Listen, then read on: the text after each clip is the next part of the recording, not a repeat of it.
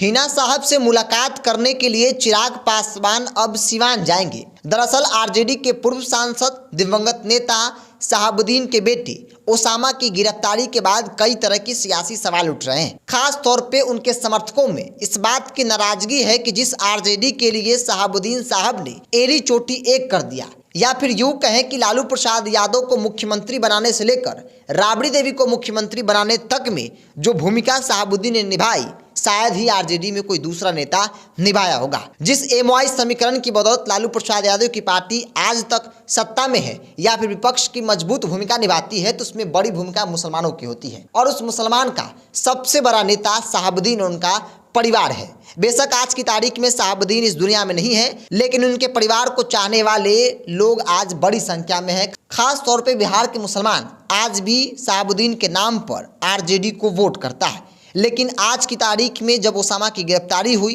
तेजस्वी यादव गोपालगंज गए, लेकिन उनके पास इतना भी समय नहीं था कि वो कम से कम शहाबुद्दीन परिवार जो विकट परिस्थिति से गुजर रहा है उनसे मुलाकात करें। इसको लेकर नाराजगी है। लेकिन इन सब चीज़ों के बीच चिराग पासवान को लेकर खबर आई है कि चिराग पासवान अब हिना साहब से मुलाकात करने के लिए सिवान जाएंगे। चिराग कल एयरपोर्ट पर मीडिया से बातचीत करते वक्त एक इंटरव्यू में उन्होंने कहा कि उस परिवार के साथ चाहे दुख की घड़ी हो या सुख की घड़ी हो, हम हमेशा साथ खड़े रहे हैं। हमारे उनके बीच के रिश्ते शुरू से अच्छे रहे हैं। मुलाकात भी होती रहती है, चाहे दिल्ली हो, सिवान हो या फिर पटना।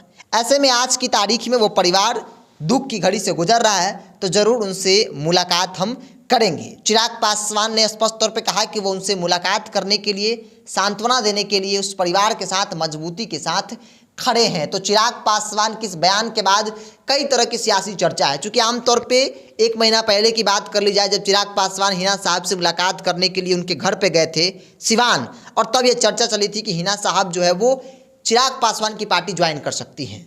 अगर ऐसा हुआ तो फिर राष्ट्रीय जनता दल, लालू प्रसाद यादव, तेजस्वी यादव को बड़ा झटका लग सकता है। चूंकि ओसामा की गिरफ्तारी बिहार पुलिस ने गिरफ्तार किया और इसको लेकर राजनीतिक तौर पे कई सवाल खड़े हो रहे हैं और यह दावा किया जा रहा है कि हिना साहब जिस प्रकार से 2024 के लोकसभा चुनाव को लेकर दावेदार अपने आप को बता रही है और आरजेडी किसी भी हाल में उनको टिकट देना नहीं चाहती है, इसलिए उनके बेटे की गिरफ्तारी करवाई गई है ताकि बेटे के जरिए उनको शांत किया जाए 2024 के लोकसभा चुनाव तक।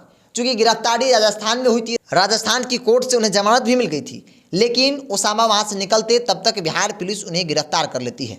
बिहार की बात कर ली जाए तो बिहार में चाहे वो सिवान का मामला हो या फिर मोतिहारी के मामले, दोनों मामले में ओसामा फरार चल रहे थे, पुलिस के नज़र में फरार थे।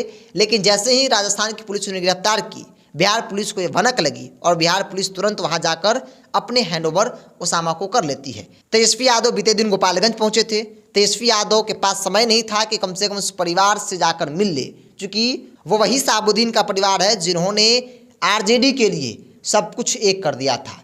कहा जाता था कि लालू प्रसाद यादव शहाबुद्दीन के बगैर एक डग भी नहीं चल सकते थे। लेकिन आज की तारीख में शहाबुद्दीन के निधन के बाद आज तेजस्वी यादव उस परिवार पर एक बयानबाजी भी नहीं करना चाहते हैं। पूरी तरीके से आरजेडी भी उनसे दूरी बना ली है। लेकिन चिराग पासवान हिना साहब से मिलने के लिए सिवान जाएंगे, इस बात को लेकर उन्होंने एक इंटरव्यू में बातें कही है और कहा है कि हमेशा से उस परिवार से हमारे रिश्ते अच्छे रहे हैं। आज दुख के वक्त में हम उस परिवार के साथ खड़े हैं।